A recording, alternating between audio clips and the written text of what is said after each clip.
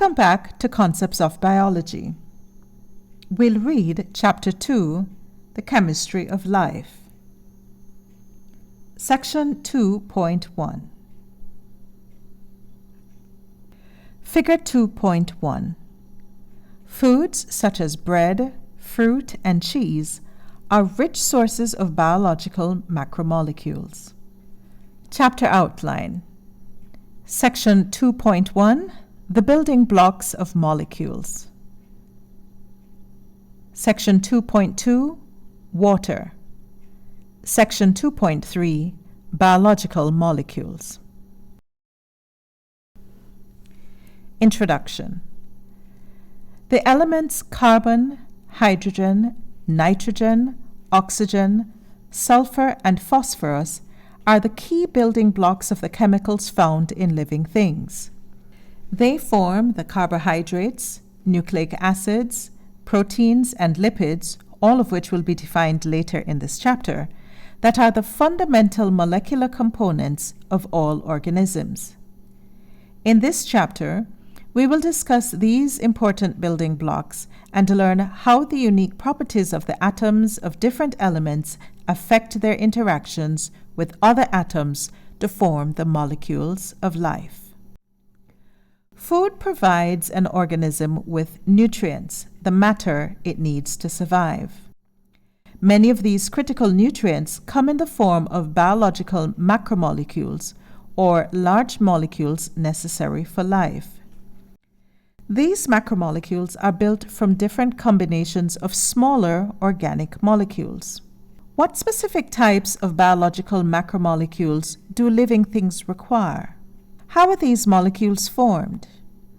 What functions do they serve? In this chapter, we will explore these questions. Section 2.1. The building blocks of molecules. By the end of this section, you will be able to describe matter and elements and describe the interrelationship between protons, neutrons, and electrons, and the ways in which electrons can be donated or shared between atoms. At the most fundamental level, life is made up of matter. Matter occupies space and has mass. All matter is composed of elements, substances that cannot be broken down or transformed chemically into other substances. Each element is made of atoms, each with a constant number of protons and unique properties. A total of 118 elements have been defined. However, only 92 occur naturally, and fewer than 30 are found in living cells. The remaining 26 elements are unstable and therefore do not exist for very long, or are theoretical and have yet to be detected. Each element is designated by its chemical symbol, such as H, N, O, C, and Na, and possess unique properties. These unique properties allow elements to combine and to bond with each other in specific ways. Atoms. An atom is the smallest component of an element that retains all of the chemical properties of that element. For example, one hydrogen atom has all of the properties of the element hydrogen, such as it exists as a gas at room temperature, and it bonds with oxygen to create a water molecule. Hydrogen atoms cannot be broken down into anything smaller while still retaining the properties of hydrogen. If a hydrogen atom were broken down into subatomic particles, it would no longer have the properties of hydrogen. At the most basic level, all organisms are made of a combination of elements. They contain atoms that combine together to form molecules. In multicellular organisms, such as animals, molecules can interact to form cells that combine to form tissues which make up organs. These combinations continue until entire multicellular organisms are formed. All atoms contain protons, electrons, and neutrons. The only exception is hydrogen, which is made of one proton and one electron. A proton is a positively charged particle that resides in the nucleus, the core of the atom, of an atom and has a mass of 1 and a charge of +1. An electron is a negatively charged particle that travels in the space around the nucleus.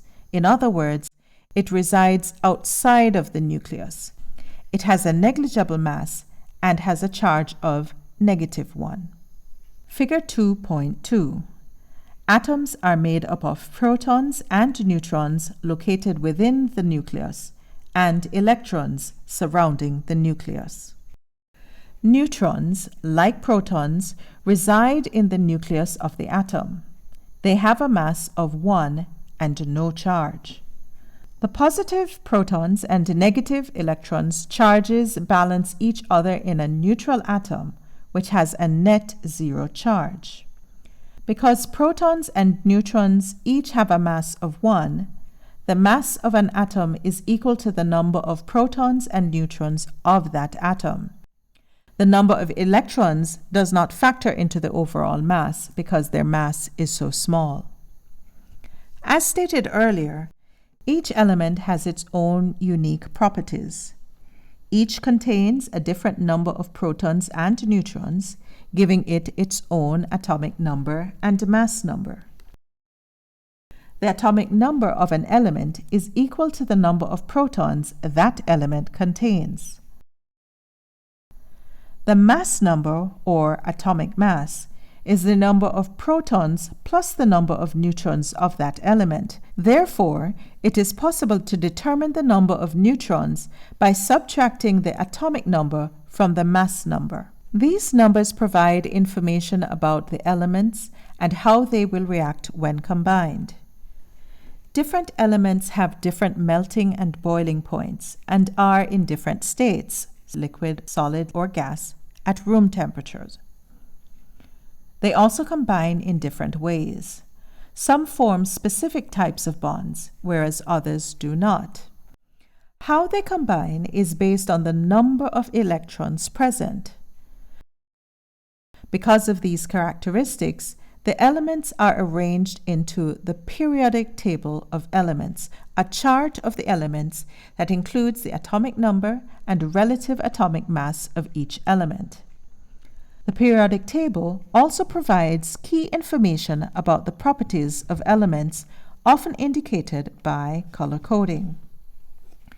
The arrangement of the table also shows how the electrons in each element are organized and provides important details about how atoms will react with each other to form molecules. Isotopes are different forms of the same element that have the same number of protons but a different number of neutrons. Some elements, such as carbon, potassium, and uranium, have naturally occurring isotopes. Carbon-12, the most common isotope of carbon, contains 6 protons and 6 neutrons. Therefore, it has a mass number of 12, 6 protons and 6 neutrons, and an atomic number of 6, which makes it carbon. Carbon-14 contains 6 protons and 8 neutrons. Therefore, it has a mass number of 14, 6 protons and 8 neutrons, and an atomic number of 6, meaning it is still the element carbon. These two alternate forms of carbon are isotopes. Some isotopes are unstable and will lose protons, other subatomic particles, or energy to form more stable elements. These are called radioactive isotopes or radioisotopes. Figure 2.3. Arranged in columns and rows based on the characteristics of the elements, the periodic table provides key information about the elements and how they might interact with each other to form molecules. Most periodic tables provide a key or legend to the information they contain. In the comment section below, answer this question. How many neutrons do K, potassium 39, and potassium-40 have, respectively. Carbon dating. Carbon-14 is a naturally occurring radioisotope that is created in the atmosphere by cosmic rays. This is a continuous process, so more carbon-14 is always being created. As a living organism develops, the relative level of carbon-14 in its body is equal to the concentration of carbon-14 in the atmosphere. When an organism dies, it is no longer ingesting carbon-14, so the ratio will decline. Carbon-14 decays to nitrogen-14 by a process called beta decay. It gives off energy in this slow process. After approximately 5,730 years, only 1/2 of the starting concentration of carbon-14 will have been converted to nitrogen-14. The time it takes for half of the original concentration of an isotope to decay to its more stable form is called its half-life. Because the half-life of carbon-14 is long, it is used to age formerly living objects such as fossils. Using the ratio of the carbon-14 concentration found in an object to the amount of carbon-14 detected in the atmosphere, the amount of the isotope that has not yet decayed can be determined. Based on this amount, the age of the fossil can be calculated to about 50,000 years. Isotopes with longer half-lives, such as potassium-40, are used to calculate the ages of older fossils. Through the use of carbon dating, scientists can reconstruct the ecology and biogeography of organisms living within the past 50,000 years. Figure 2.4. The age of remains that contain carbon and are less than about 50,000 years old, such as this pygmy mammoth, can be determined using carbon dating. Chemical bonds. How elements interact with one another depends on how their electrons are arranged and how openings for electrons exist at the outermost region where electrons are present in an atom. Electrons exist at energy levels that form shells around the nucleus. The closest shell can hold up to 2 electrons. The closest shell to the nucleus is always filled first before any other shell can be filled. Hydrogen has 1 electron, therefore it has only 1 spot occupied within the lowest shell. Helium has 2 electrons, therefore it can completely fill the lowest shell with its 2 electrons. If you look at the periodic table, you will see that hydrogen and helium are the only 2 elements in the first row. This is because they only have electrons in their first shell. Hydrogen and helium are the only 2 elements that have the lowest shell and no other shells. The second and third energy levels can hold up to 8 electrons. The 8 electrons are arranged in 4 pairs, and 1 position in each pair is filled with an electron before any pairs are completed. Looking at the periodic table again, you will notice that there are 7 rows. These rows correspond to the number of shells that the elements within that row have. The elements within a particular row have increasing numbers of electrons as the column proceeds from left to right. Although each element has the same number of shells, not all of the shells are completely filled with electrons. If you look at the second row of the periodic table, you will find lithium, beryllium, boron, carbon, nitrogen, oxygen, fluorine, and neon. These all have electrons that occupy only the first and second shells. Lithium has only 1 electron in its outermost shell, beryllium has 2 electrons, boron has 3, and so on, until the entire shell is filled with 8 electrons, as is the case of neon. Not all elements have enough electrons to fill their outermost shells, but An atom is at its most stable when all of the electron positions in the outermost shell are filled.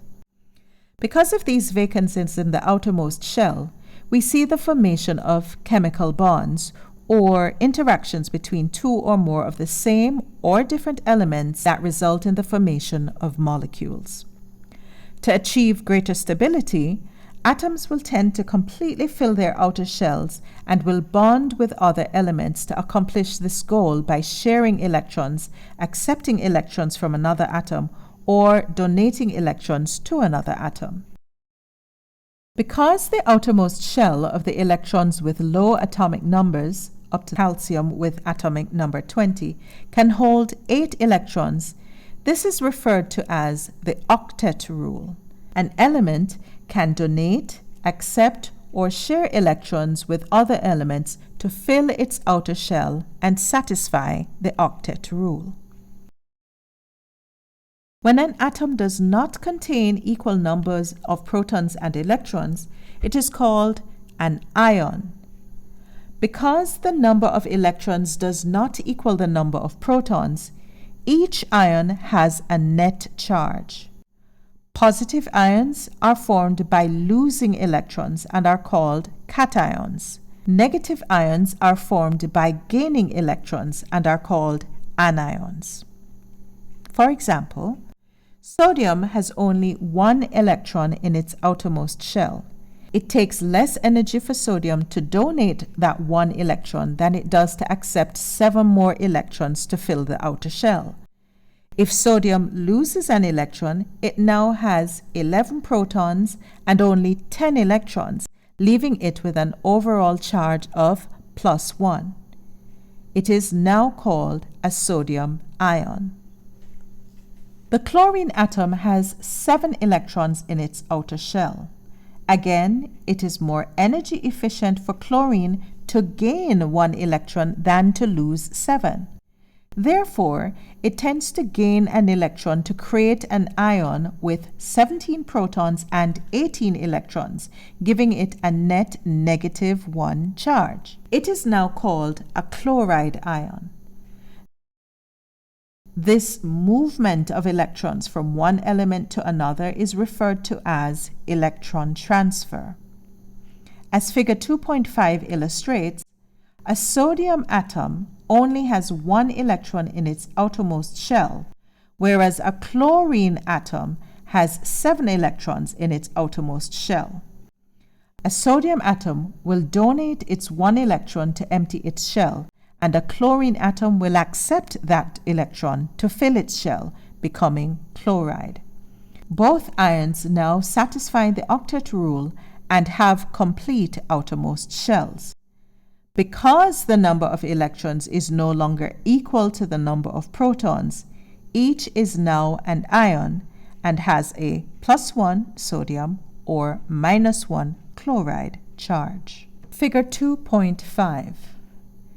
Elements tend to fill their outermost shells with electrons. To do this, they can either donate or accept electrons from other elements.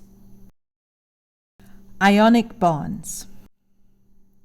There are 4 types of bonds or interactions: ionic, covalent, hydrogen bonds, and van der Waals interactions. Ionic and covalent bonds are strong interactions that require a large energy input to break apart. When an element donates an electron from its outer shell, as in the sodium atom example above, a positive ion is formed. The element accepting the electron is now negatively charged. Because positive and negative charges attract, these ions stay together and form an ionic bond or bond between ions. These elements bond together with the electron from one element staying predominantly with the other element. When sodium and chloride ions combine to produce sodium chloride, an electron from a sodium atom stays with the other 7 from the chlorine atom, and the sodium and chloride ions attract each other in a lattice of ions with a net zero charge. Covalent bonds. Another type of strong chemical bond between two or more atoms is a covalent bond. These bonds form when an electron is shared between two elements and are the strongest and most common form of chemical bond in living organisms. Covalent bonds form between the elements that make up the biological molecules in our cells. Unlike ionic bonds, covalent bonds do not dissociate in water. The hydrogen and oxygen atoms that combine to form water molecules are bound together by covalent bonds. The electron from the hydrogen atom divides its time between the outer shell of the hydrogen atom and the incomplete outer shell of the oxygen atom. To completely fill the outer shell of an oxygen atom, 2 electrons from 2 hydrogen atoms are needed, hence the subscript 2 in H2O. The electrons are shared between the atoms, dividing their time between them to fill the outer shell of each. This sharing is a lower energy state for all of the atoms involved than if they existed without their outer shell filled. There are 2 types of covalent bonds, polar and nonpolar. Nonpolar covalent bonds form between 2 atoms of the same element or between 2 different elements that share the electrons equally. For example, an oxygen atom can bond with another oxygen atom to fill their outer shells. This association is nonpolar because the electrons will be equally distributed between each oxygen atom. 2 covalent bonds form between the 2 oxygen atoms because oxygen requires 2 shared electrons to fill its outermost shell. Nitrogen atoms will form 3 covalent bonds, also called triple covalent, between 2 atoms of nitrogen because each nitrogen atom needs 3 electrons to fill its outermost shell. Another example of a nonpolar covalent bond is found in the methane molecule. The carbon atom has 4 electrons in its outermost shell and needs 4 more to fill it. It gets these 4 from 4 hydrogen atoms, each atom providing 1. These elements all share the electrons equally, creating 4 nonpolar covalent bonds. In polar covalent bond, the electrons shared by the atoms spend more time closer to one nucleus than to the other nucleus. Because of the unequal distribution of electrons between the different nuclei, a slightly positive or slightly negative charge develops. The covalent bonds between hydrogen and oxygen atoms in water are polar covalent bonds. The shared electrons spend more time near the oxygen nucleus, giving it a small negative charge, than they spend near the hydrogen nuclei, giving these molecules a small positive charge. Figure 2.6. The water molecule, on the left, depicts a polar bond with a slightly positive charge on the hydrogen atoms and a slightly negative charge on the oxygen. Examples of nonpolar bonds include methane in the middle and oxygen to the right. Hydrogen bonds. Ionic and covalent bonds are strong bonds that require considerable energy to break. However, not all bonds between elements are ionic or covalent. Weaker bonds can also form. These are attractions that occur between positive and negative charges that do not require much energy to break.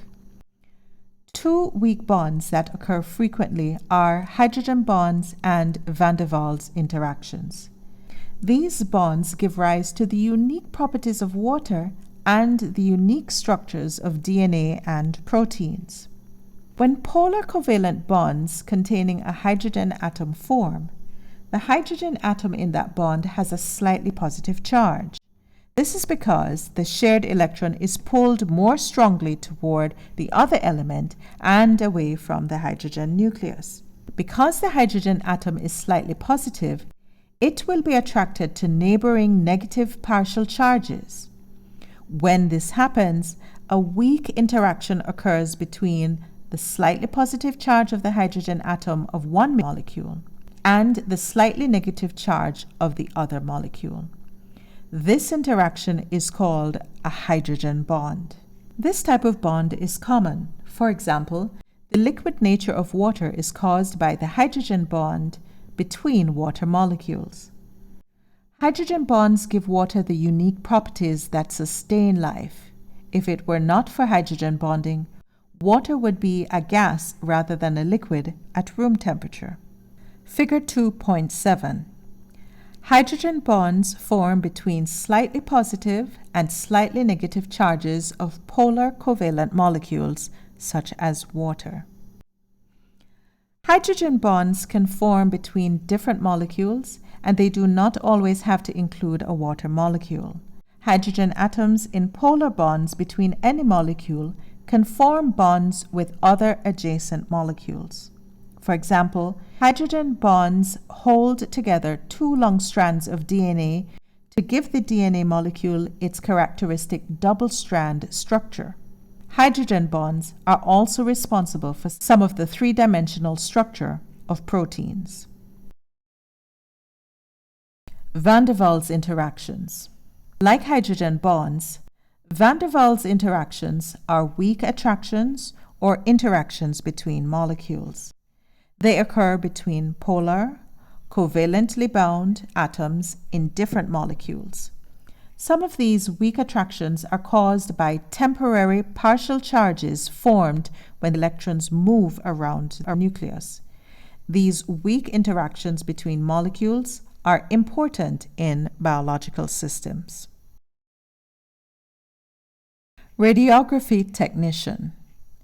Have you or anyone you know ever had a magnetic resonance imaging or MRI scan, a mammogram, or an X-ray? These tests produce images of your soft tissue and organs, as with an MRI or mammogram, or your bones, as happens in an X-ray, by using either radio waves or special isotopes, radio-labeled or fluorescently labeled, that are ingested or injected into the body. These tests provide data for disease diagnoses by creating images of your organs or skeletal system. MRI imaging works by subjecting hydrogen nuclei, which are abundant in the water in soft tissues, to fluctuating magnetic fields, which cause them to emit their own magnetic field. This signal is then read by sensors in the machine and interpreted by a computer to form a detailed image. Some radiography technologists and technicians specialize in computed tomography, MRI, and mammography. They produce films or images of the body that help medical professionals examine and diagnose. Radiologists work directly with patients, explaining machinery, preparing them for exams, and ensuring that their body or body parts are positioned correctly to produce the needed images. Physicians or radiologists then analyze the test results. Radiography technicians can work in hospitals, doctors' offices, or specialized imaging centers. Training to become a radiography technician happens at hospitals, colleges, and universities that offer certificates, associate's degrees, or bachelor's degrees in radiography. This ends Chapter 2, Section 2.1. In our next video, we will be reading Section 2.2, Water.